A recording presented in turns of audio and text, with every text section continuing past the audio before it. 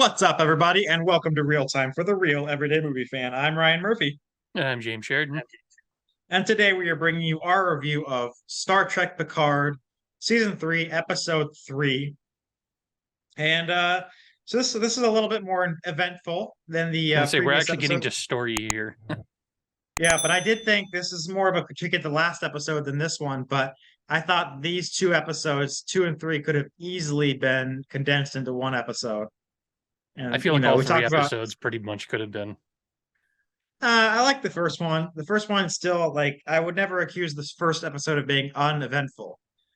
We both accuse the second episode of being uneventful.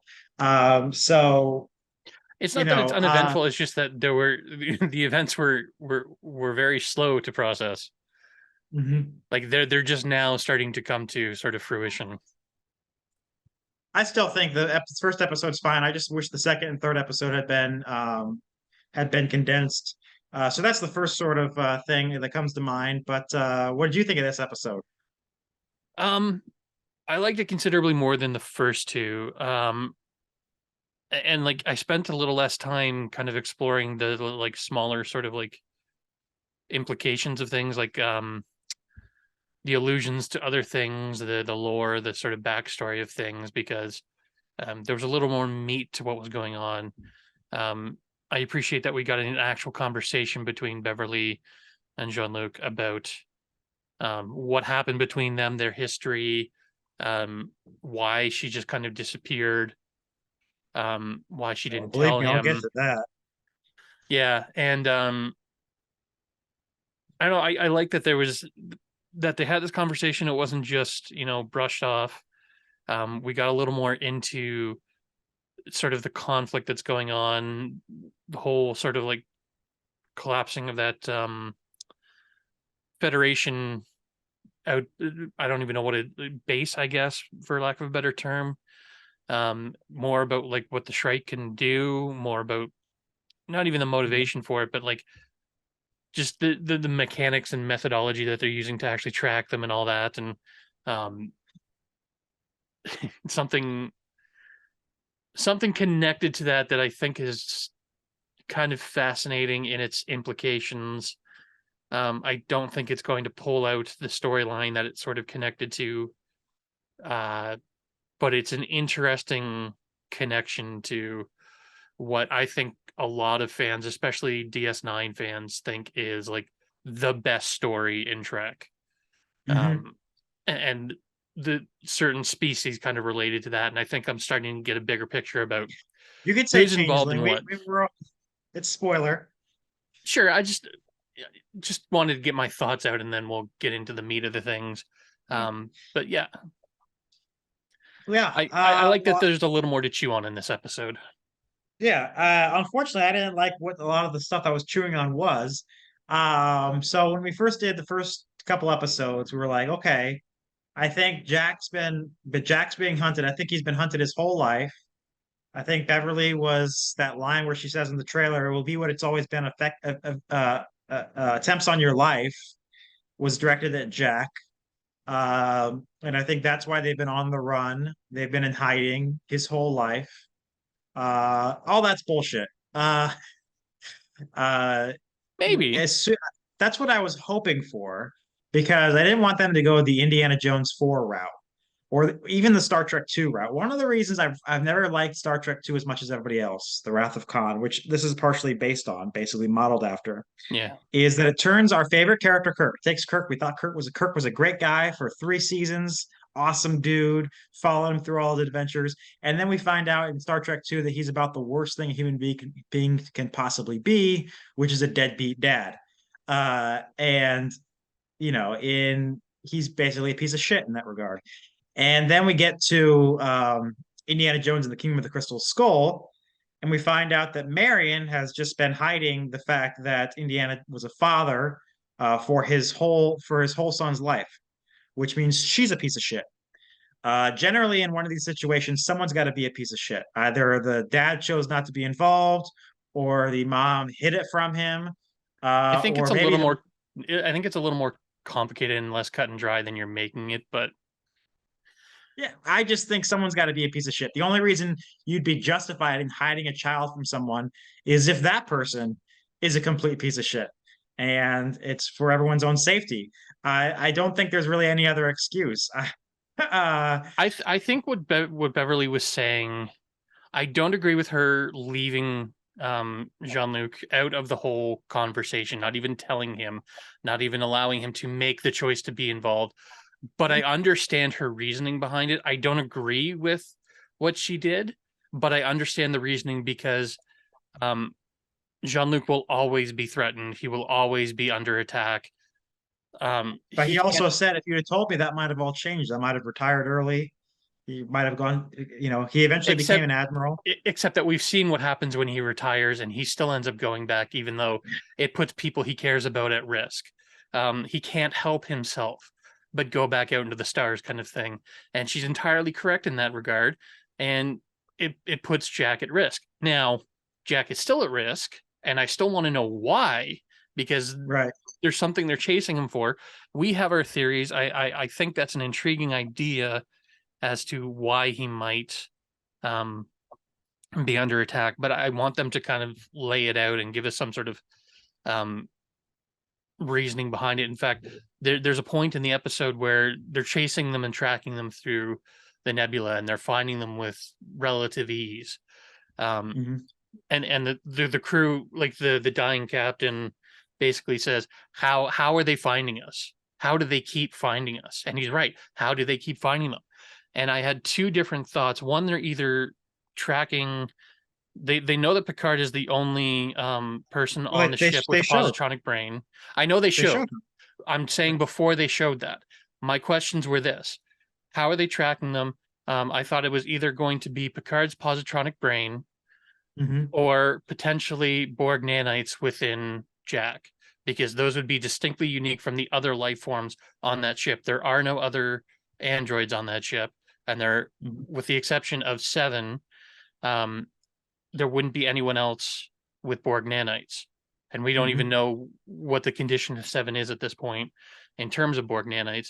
Um, Again, we don't know that Jack has them either, but I was wondering if those two were the thing. Now, of course, we find out that the ship has been sabotaged. They're leaking some sort of gas that no one would be able to detect, um, that they're tracking, which I think is, it's a little bit disappointing because I feel like that could have tied things together a bit better as to Mm-hmm. like why they were tracking him and how they were tracking him. That like it's something unique within him that they want, but um, I don't know. I wish they would answer that question, and I'm hoping this isn't something they're going to keep delaying and dragging out and like threatening the lives of like the few hundred people on this ship for one man. Um, Mm-hmm. yeah, I don't know. I wish that they had gone further into that. I'm also really, I don't understand Picard's motivation in this episode, and he started to get on my nerves. Um, where like they're trying to survive, they're trying to run because they are seriously outgunned, seriously outmanned. They don't have the ability to actually fight back, and he keeps like yelling at Riker, who takes command after um, Dickhead is injured. Shaw, sorry, I couldn't remember his name. Um, Riker is trying to run, trying to hide, and I think that was the more sensible action to take when you're outgunned and outmanned, and try and find another way out of this. I don't understand why Picard was so adamant on trying to face off with them, and when they did, it was like a big problem because they pull out this like great sort of trump card of they've got the same portal gun Mm-hmm. and are just creating like, and I thought that was a brilliant way of sort of like dealing with a ship that's trying to flee you, is you just keep setting these traps that they fall right into and just bring them right back to you, and they can't Mm-hmm. get away. It's like they're tethered to them. And I thought that was a great little sort of use of that technology, um, even in launching weapons at them through it at one point, which was brilliant. Um, but like it, the whole Picard trying to like fight back thing came to a head again. It makes no sense to me. And there was finally a point where like um, he's basically doomed the crew at this point. They're falling into a gravity well, and Riker basically like snaps at him and is like real nasty about it, saying like Yeah, you which doomed this crew. And I'm like, I was surprised by that, but I don't blame him either. And I'm like, I don't. Oh, I do. What is Picard doing? Like, let's just talk about that for a quick sec. Riker's the captain. Hmm.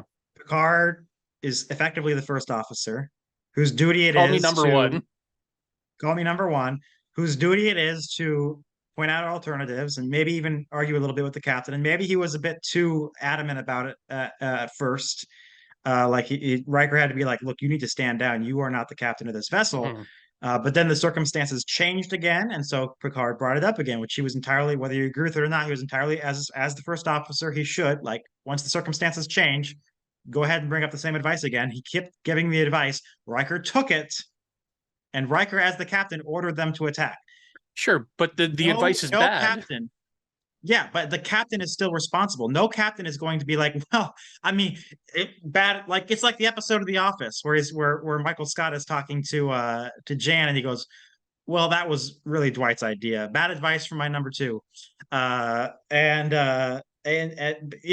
the captain has to take responsibility for his own for Sure, making the order, and no but captain, or at least no good captain, is ever going to turn around and blame the first officer whose advice he took. That was horrible, and that shouldn't be Riker. Maybe that could be Shaw, who's a horrible I dick. don't think that's what they were doing with that moment. I know that's what how you're framing it, but I think what they were doing with that moment is Riker trusts Picard as his senior, as the man with more Mhm. experience, the man with more sort of logic and reasoning about how to do things. How often Mhm. did, you know, Picard, slap down advice from Riker and was proven right? Sometimes he was proven wrong, but there's a reason why Riker looks up to him, and I think that they're playing on that idea when Picard is clearly wrong in this situation. There's no way to fight against them unless they have Mhm. some kind of like neat trick, which he's not really giving them any sort of alternatives as to what to do in fight. Mhm. Like he should, if this is his position, he should have some sort of advice to actually deal with the situation, not just throw fists. Okay, then what? Then they blow us out of the sky. Give me some advice that's actually useful. The problem is But that, he was like, the same thing was going to happen if they hadn't fought. Like that's what he said. Like we fight or we die. We're gonna die either way, and we all know they're not going to die. Spoiler alert.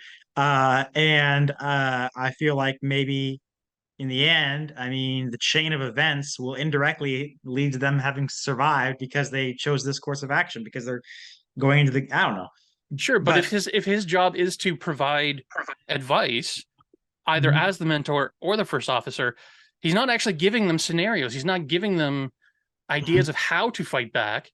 They just launch everything at them, and it's like they did jack shit. Like it ends up biting them in the ass, literally. Like I don't understand. Like that to me, that section was so poorly written because the advice didn't make sense. Even when they backed him into a corner and it was the only option they had, he still didn't provide them with a strategy. He just Mhm. said fight. So they threw everything they had at them and it didn't do anything. Now what? Like, Yeah. come up with a strategy, come up with something to actually do. Um, Pivoting from that, because I don't like, there was something that annoyed me, but it like didn't ruin the episode for me. So I don't want to like linger on that too long. There's so many other things I thought they did very well. I love the framing of the whole 17 seconds sort of Mhm. plot line thing where we start in 10 forward in California, Guinan's new bar, new bar, old bar, I guess, that she's had forever apparently. Um, At least about 10 years or so, well, it 15, wasn't maybe wasn't even the 20 same years. wasn't the same bar that she had in the 90s. I don't know. I thought that was the implication that it was the same bar she had in the 90s. So she's had In the that technically. 2390s or like the No, show in in like the when 90s? they flash back in season 2, because she had a 10 Oh, yeah, forward yeah, in the yeah. Okay, 90s yeah. Hmm. when they go back in Uh, time. Anyway, yeah. moot point. I like the framing device where they're talking and Riker's talking about this moment where you know his son was just born and he's going to see him and like there's this 17 seconds where he's in the elevator or the turbo lift, I guess.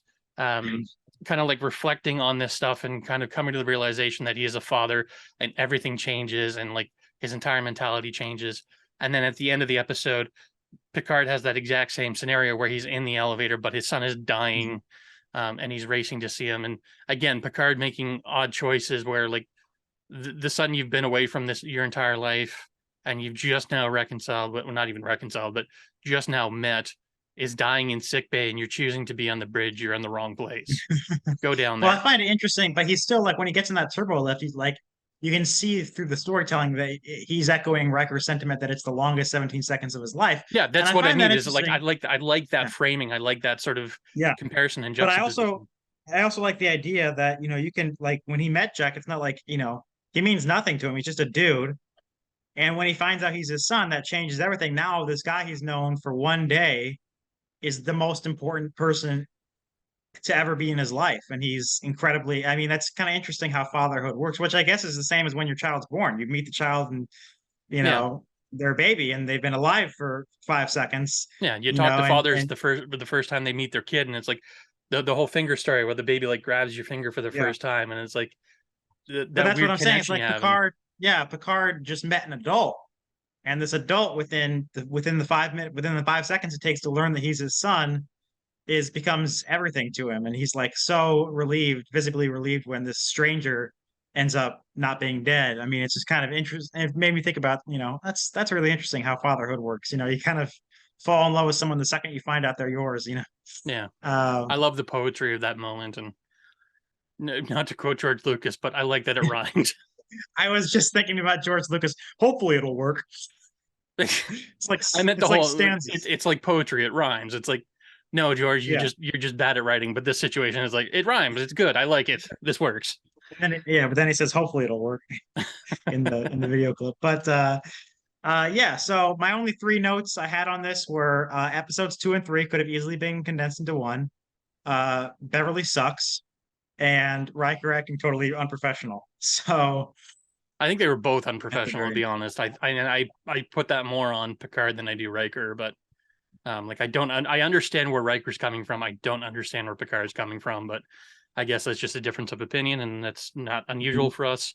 Um, Worf in this episode. Yes. Oh my God, Worf stole this episode. I loved every minute with that man. Um, his makeup looks I a have little. made some chamomile tea. I'm, as the humans say, finding myself. Or when he's in the outfit and she's like, he's like commenting on her outfit and how she's conspicuous, and she's like, "You're in a battle outfit." He's like, "No, it's a casual battle outfit. Beheadings are on Wednesday. Beheadings are on Wednesday." All of those moments, just him entirely, and then again, I alluded to it in the opening, but the discussion of the changelings and how Worf Yeah. Oh, immediately clued into the changelings. Um, yeah. and I don't know if this is going to be good or bad. I'm intrigued enough that I'm willing to follow it because um, me not being a fan of DS9 and me not getting too into it, although I really loved Odo. Wait, Um, let's go back. Let's go back. Not being a fan of DS9. you know that. I've told you that many I've times. not no. This is news to me. I've never liked DS9. Okay. Now we know. That's incredible. That's I don't know how one does that. Uh, To be but fair, I okay. didn't get to the later seasons, but I found the earlier seasons to be dull and Oh, the later uninteresting. dude, 5 and 7 or 6 and 7 is what it's all about. That's the Dominion War. That's the war. That's Sure, like that's the battleship porn. but I have to The go you through know the other 4 or 5 seasons to get there, and it's like if you're not an interesting show in 4 or 5 seasons, like well, TNG, I okay, understand because how much did you watch? Because season 2, at the end of season 2 is when the Dominion comes into it in the season 2 finale. I watched a bunch of it periodically when it was airing, and I didn't watch it as faithfully or as consistently as I did with TNG or Enterprise. Even Voyager, I didn't watch consistently, although I did watch the finale. I'm sorry. No, I like the finale. I It's thought like that was that's considered one of the worst things. Like Trek fans talk about things Trek fans hate. It's odd numbered movies until it was reversed with Nemesis. Then it became even numbered movies were bad. Um, odd numbered movies and the Voyager finale. Those are the things most hated by Star Trek fans. really. So, yeah. I know Enterprise is generally pretty hated as well, and that's one of my favorites. So I stand fairly counter to the rest of the fandom, although I don't consider myself part of the fandom. Anyway, back to the point I'm trying to get to is that I'm Yes. very intrigued about the use of changelings outside of DS9, because of course they exist in this universe, but they were very central to the Dominion War plot Yeah. line, and like They have nothing to do with intricately so. Picard's story up until this point. Yeah, and to pull in, like, I understand them pulling in Wrath of Khan because it's probably the most influential Trek story out there, and it has like huge cultural ramifications and whatnot. A lot of people are familiar with it, um, and like there is some good allusions to make to that. A lot of the other stuff that they kind of like clue into is mostly TNG kind of stuff, although they like Mhm. there's like references to, you know, the original series. There's references to Enterprise and all kinds of other shows. Um, but pulling from DS9 itself, this plot line, I want to see where it's going. If it's only just going to be changelings just muddying the water in terms of like Mhm. the plot, then I'll be a little disappointed. I'm hoping that this will be a little more connected to the larger Dominion plot line within, because I think that would up the stakes and the consequences of things. Um, and it would certainly take it in a direction I wasn't expecting. Love the reference to Mhm. Odo, even though they didn't name drop Yes. him. Worf Yeah. just mentioning his friend and all that stuff. Yeah, that was awesome. And Because of course I would the have actor loved to who have seen, yeah. the actor who plays Odo is passed, so Yeah. getting a cameo was unlikely unless they recast, which I Yeah. don't want. Um, Mhm. was it Renee Auberge? Rene Aubergenois. Yeah, that's it. That guy. Yeah, what you said. The no, I think that I would have liked to have maybe seen Odo in a different form. Like some lady walks up to Yeah, Worf and is like, hey, by the way, I'm in disguise, just not even try to like recreate Rene yeah. I guess Aubergenois. him being a changeling would be easy to recast, but it's like Yeah, it's the actor who made that role, yeah. that character so interesting, and it's like Mhm. doing it again. I'm not a big fan of the recasting of certain characters. Yeah, I know. Um, Well, you were the one that suggests because I really wanted to see Nog. I want to see Nog from DS9 yeah, because I love. I'll segue. We'll come back to the review, but I want to get this out off my chest. If you watch DS9, Nog is this Ferengi child, and Ferengi are not part of the Federation. They don't align with the Federation's values. They're not respected by the Federation, nor the other way around. But Nog wants to become the first Ferengi in Starfleet. And if you're a non-Federation citizen, you have to have a letter of recommendation from a senior Starfleet level officer. So, which he asks Cisco for, and Cisco is very hesitant and very reluctant, not say what? reluctant. Yeah, not reluctant, but very hesitant, very skeptical of Nog, and he puts him through the ringer. He kind of puts him through some tests, and he eventually, writes the letter for him. And Nog serves in the Dominion War and is injured in the Dominion War. And I would have really loved to have seen a Captain Nog. Now, of course, the actor has passed away as well, who played Nog. But I would have loved to have at least some reference to him because I would have loved to have had this idea out there that he's not only a captain, but a great captain, and that Cisco's judgment really paid off. I would have loved that idea. But anyway, back to And the review. that is something that Star Trek does very well, is the idea of like not just redemption, but like taking gambles on characters and characters kind of growing over time, and Mhm. kind of finding themselves to be better like the opportunity to be a better person than you were. Not to say Mhm. Nog was a bad person to begin with, but coming from the Ferengi, again, like you said, his values don't align with the Federation, and trying to prove yourself, and then again, like you said, becoming a captain would be like sort of the pinnacle sort of proof of like, I am good character, I was worthy of becoming this, and seeing that come to fruition would be beautiful. um Mhm. I don't really have a dog in that fight because I know of Nog, but I'm not super familiar with him as a character. But I guess I would appreciate that plot, that payoff, I guess. But the Oda reference was really nice, and I like that. My issue with the Dominion being in this, well, I'm going to repeat what I've said the last two reviews.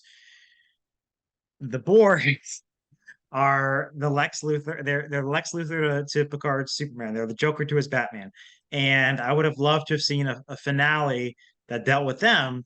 And the irony here is that they're bringing in the Dominion, who are a bad guy he has no history with. Yeah. No, not, I don't think he's ever said the word Dominion. I honestly don't think the word Dominion has ever come out of Patrick Stewart's mouth. So I mean, yeah, the Enterprise had to have been involved in that war in some degree, right? Because it was it all did, man, but they all never referenced it. The only reference Insurrection came out between the last two seasons of Deep Space Nine, the last two seasons being okay. the Dominion War. So it came out right between them. And in theory, it takes place during the war. Like the Federation is at war during those events, or it could take place somewhere else in the timeline, whatever. And they're the But the flagship only at thing, that point. yeah, they're the flagship, and the only reference it even gets in that movie is that Riker tells Picard, everyone else is busy with Dominion negotiations. So yeah, Yeah. they would have had to have been, but we've never heard of it. There might be some books or something. Now, if you don't know this about Star Trek fans, like as Star Wars fans who met on a Star Wars message board where people bitch at each other, or they used to, but it's kind of all immaterial now with the sequels and everything. And now, but there used to be this big debates on Star Wars message boards about what's canon and what should count. The books don't count. There's a huge debate, but Star Trek fans just pretty much universally don't give a shit about the books. They're not. They're considered completely apocryphal. In fact, they're not even included on Memory Alpha, the Star I've Trek seen a, wiki. I've seen a few It's times they'll reference things from them. but you have to go to Memory Beta. That's the funny thing. Memory Alpha is the Star Trek wiki. Memory Beta is an entirely separate wiki devoted to the Star Trek books and non-canonical material. So there may have been some reference to the Enterprise E's role in the Dominion War, but it's never been referenced It just in seems Star Trek weird to me canon. that like I know it because they don't want to overshadow what's happening on Mhm. DS9 and it's about the DS9 crew and all that. But it seems weird to me that the flagship vessel of the Federation was not involved in this war.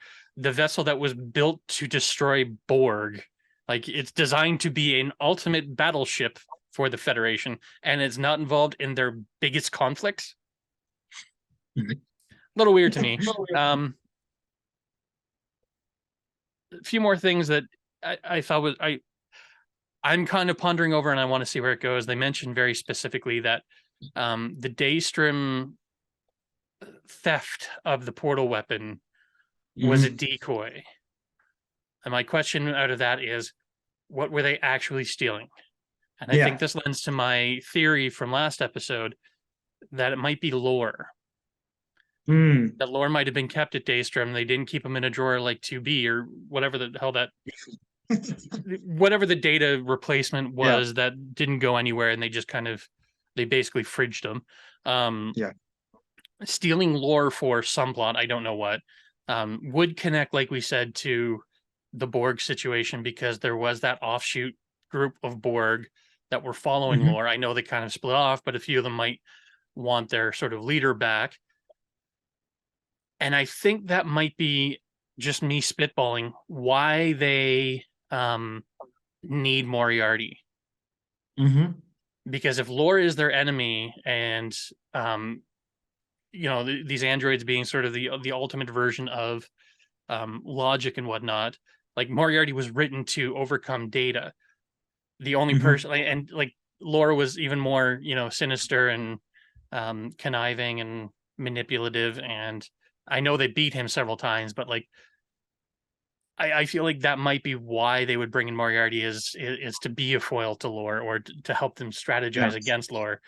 Because again, Mhm. why else would you bring in Moriarty? It makes no sense to me. There needs to be a reason, and I want to know what it is. So I feel like to me that kind of like it didn't justify my theory, but like at least led some credence to it. Mhm. And the other thing I wanted to know was directed by Jonathan Frakes, so who tends to be one of my favorite directors of Trek, Of course. Yeah. directing the greatest film in the entire franchise.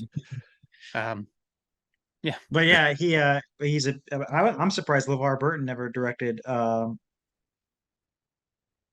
sorry. I'm surprised LeVar Burton isn't directing any episode because prior to the new Trek era, LeVar Burton had directed more episodes in the overall franchise than Jonathan Frakes, than Hmm. any other cast member turned director. I wasn't aware of that. He only directed 2 episodes of TNG, whereas Frakes directed like 8 and then directed 2 movies. But then when you expand to DS9 and Voyager and Enterprise, he actually directed more than Frakes, more than yeah. So I'm actually a little bit surprised Burton wasn't brought on as director. But yeah, the other thing I want to mention is that when the Dominion came to be a thing, I when I wasn't out, it had crossed my mind as soon as he started shifting. I was like, is he a changeling? And then Yeah. Worf walked up and said, "Tell me, how long have you been away?" I don't know why he's Sean Connery either. How long have you been You can't, away from the group? you How can't long have help it. how long have you been away from the Great Link? And when he said that, I went, "Oh, son of a bitch!" Hit the pause button on my computer, threw my computer down, and took a walk around the room. Like, I mean, it's entirely possible that the changeling, like this might even just be an offshoot group of changelings. It might just be like they're just using them as a method of sabotage and nothing more. And Worf basically says, "I don't think this is connected to the Dominion. It mhm. doesn't make any sense that it would be connected to the Dominion." And I think he's right. I don't think it actually has anything to do with the Dominion, but it's a deep cut to a very important story within the mythos. And um, I don't know if I would be disappointed if it's nothing more than they're just like gun for hire sabotages that can like infiltrate deep into the Federation. I don't Mhm. know, but I do think it's an interesting illusion. And again, I love the fact that they nod towards Odo, who, out of the many characters on DS9, was one of the few I actually liked. Yeah. So overall, not the best episode. I mean, it's still all right. Hasn't gotten great yet. I'm seeing some fans online exploding about all 3 episodes are amazing and blah blah blah. And I'm like, I thought I'm a this little one was bit, the best one yet, but that's because stuff actually happened. So I was yeah. engaged by I this still one. think the first episode is the best one yet because I think they well, I mean, that's when we found out that Riker or that Picard and Crusher reproduced. Well, I mean, technically we didn't find out officially until 2, but we knew. But I'm still upset about the Crusher thing. I just think that's a horrible, horrible thing. We're gonna have to agree to disagree on that because I think that's irredeemable bullshit. Like I don't know that you can but whatever. Keeping a good man's child from his knowledge I'm is not saying it's a pretty good thing. I inhumane. agree it's not a good thing, but I don't think it's as black and white as you make it. And I understand where she's coming from. Again, I think it was the wrong decision, Mhm. but I understand her motivation. And I think that having come from a family that is a broken home, um, where the parents split because of, complicated family relationships and all that stuff, it's not always as simple as this person is in the wrong, this person is in the right. Situation. Like it's complicated, and humans are complicated, our motivations are complicated. And um, I think it's harder to judge people in those situations when they are in continuous stressful dire situations, when week after week they're running from blowing up ships and Borg and all kinds of other creatures that are out. Like, honestly, like the lives they lead as Starfleet officers are dangerous, and it doesn't look like when Beverly left Starfleet to become whatever the hell she was, some sort of like traveling doctor showman thing. um I don't think that improved her situation much. And Well, um the other thing is I I don't understand the know. stress of that and how that affects your Yeah. choices. But the other thing is that I was kind of now it's complicated by the fact that this Laris woman is in the picture, Picard's Romulan girlfriend. Yeah, Uh now I see why they because wrote her out so quickly. but so Terry Matalas was giving an interview prior to the start of the season talking about, okay, if this is the end, what do you want to see happen? What do fans want to see happen before the end? And of course, a big answer might be Picard and Crusher finally getting together, because when the series started, no, seriously, like when the series started, there were two sort of Sam and Diane Jim and Pam sort of things they threw at us. And that was Riker and Troy and Picard and Crusher. Riker and Troy got their moment. They got married, lived happily ever after. I always wanted Did to see them they? follow through. Yeah, there's something going on this season. I hope it's not some more horse shit where it's like that was one negative review. That was what one negative review says, that this series is over. This season is overly depressing. It brings back the characters just in time to like let us know how fucked up their lives have been, which to me is the entire reason I hate The Force Awakens and the whole Star Wars sequel trilogy. But we don't need to get into that. But I mean, not everyone yeah, has a happily ever after. Life is I, complicated. it's a TV show. Yeah. You're the one who's always advocating, oh, it's realistic. This happens in real life. It's like relationships are complicated. Yeah, I but don't know a anyway, marriage that's ever I been would have liked to happy the I entire still would time. like to see, and I'm not saying it won't happen. I still would like to see Picard and Crusher, hook up at the end. But that's complicated, A, by the fact that I don't know if there's an appropriate way to write out Laris in the short time they have left. Unless she's killed, which might be I was really gonna interesting. say, But then it'd be kind of weird if she gets killed and then 5 minutes later he's smooching Crusher. But it's also really complicated by this now. I don't think it's gonna go very. It's go okay. Indiana Jones did it. Indiana Jones was like, "You've kept my son for me for 20 years. Let's get married." But that was a horrible movie. And so I don't know. We'll see. But yeah, that's my position. Is that's what how I've been deeply disappointed by this episode, and through that, this whole season overall has sort of taken a little bit of a dive for me. But hopefully, we think Jordy's coming back this next episode. Um, you want to talk about Worf's that? gotta go ahead. Yeah. You're the one who loved the idea so much. Well, yeah, you can't. Well, it was your idea. James texted us and he was like, I think that Jordy's going to show up in the Enterprise F and save them because the Well, no, Enterprise F has that been decommissioned. that's what we've been discussing the entire time. Is like, is Geordi going to show up to save them? And they've alluded to the fact that the Enterprise F still exists. It's being Mhm. decommissioned. And your thing was that you wanted him to show up in the Enterprise for the crew to be reunited on the Enterprise, which I agree with. And we both, I've said many times that I think it would be a great allusion to Star Trek 3, where they steal the Enterprise. Because again, they love making allusions to that Wrath of Khan trilogy of films. Um, Mhm. but the idea, one of the things that kind of like put a damper on it was the idea that Geordi is working. I don't remember what exactly the institution is that he's working for, but it's some sort of museum Museum. that Picard Yeah. wanted to donate a painting to. The painting that he had up in his ready room, or no, not the ready room. The His room, his Was house, it okay? his I ship wasn't sure boat. if it was the conference room or the ready room. I guess it was a conference room, but it's in this house now of the Enterprise D, because it's a classic and it's a beautiful painting and depiction of a historical ship that was lost and all that. And it'd be great in a museum. Him being in a museum kind of puts a damper on the idea of him stealing the Enterprise until I realized, wait a minute, if the Enterprise F is being decommissioned, what do you do with decommissioned ships? They become museum pieces. They basically Mhm. tear them apart, take out a lot of the guts. This is basically the plot to Battlestar Galactica, where they've decommissioned the ship, they take it apart, but then there's suddenly this crisis, and they have to steal it, Mhm. and they have to get this old war bucket back, this old war horse back into the field. And who better to do that than one of the most prolific head engineers in the entire Federation history?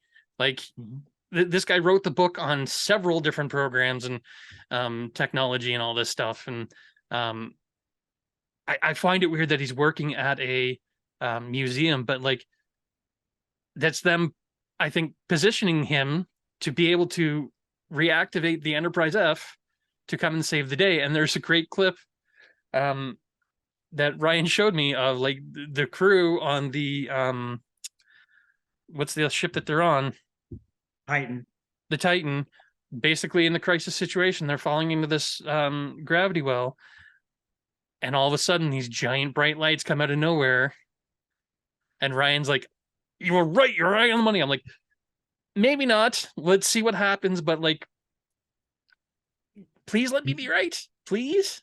Not because It's I want probably the Jordy credit. either way. Whether or not it's the Enterprise F is the question. Well, It they would they certainly have to appear have to the be Enterprise Jordy. up because you can't do Next Generation without the Enterprise. I will read to you. Now we talked a little bit about. I haven't mentioned it by name yet. I've avoided that, but I'm going to just drop his name. Doug Drexler is the fella with whom I share Facebook messages. He worked on the show. He's worked on that. He's kind of a Star Trek legend, actually. I was gonna And he say was I bright. He even didn't not work. recognize his name.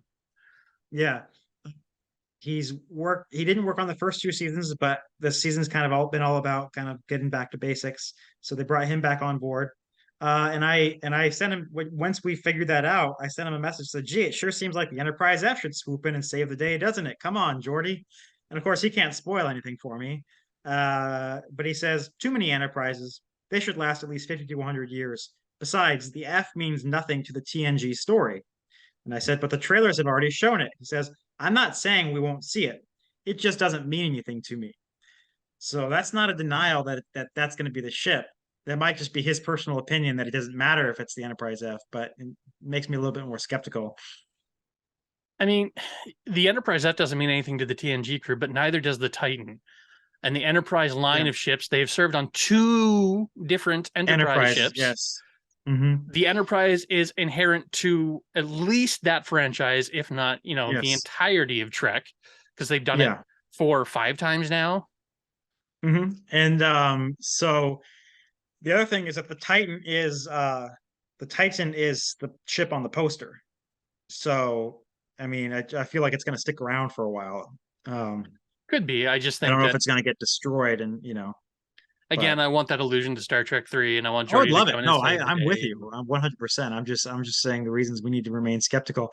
But no, I that mean, would be ideal.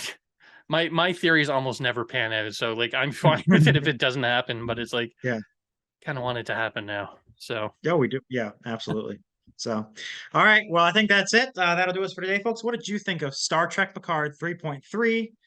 Leave your comments in the section below. Let us know what you thought. And of course, like, share, subscribe. And until next time, I'm Ryan Murphy. and I'm James Sheridan And thank you for keeping it real. with ReelTime. Remove yourself from the bridge. You've just killed us all. I think you should call me number 1.